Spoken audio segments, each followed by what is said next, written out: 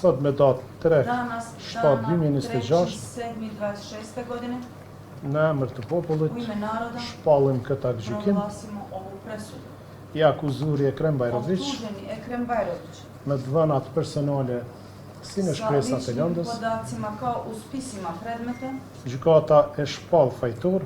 sud proglašava krivim për veprën penale za krivično delo krime lufte ratni ndaj zločin popullatës protiv civile civilnog stanovništva në bashkëryrje nga sa neni izvršilaštvo iz 142 člana 142 lidhur me nenin vezano 22 sa članom 22 të ligjit penal të Republikës Socialiste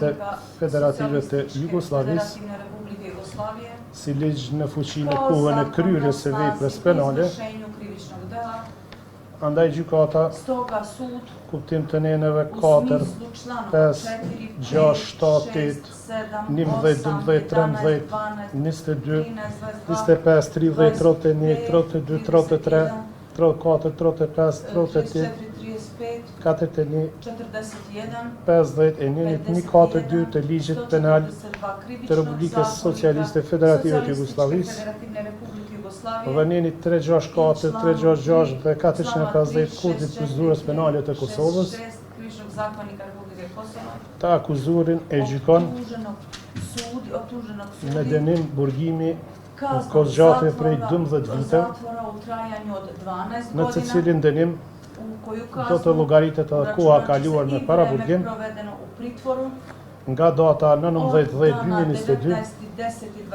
e tutje, por jo më gjatë se dënimi shqiptuar në aktgjykim. Të akuzurit Ekrem Bajrović i vazhdohet masa e paraburgimit deri në plotfuqishmëritë të aktgjykimit, por jo më gjatë se dënimi shqiptuar. Detyrohet i akuzuri që t'i paguajë shpenzimet e paushallit gjyqësor në shumë prej 300 euro, si dhe në emër të kompenzimit për viktimat e krimit, shumën prej 100 euro, të gjitha këto në afat prej 15 ditësh nga dita e plotfuqishmërisë së këtij aktgjykimi. Të dëmtuarit për realizimin e kërkesës pasurore juridike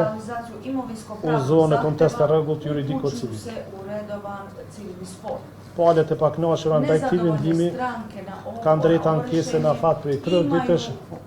nga dita e pranimit në gjykatën e apelit të Kosovës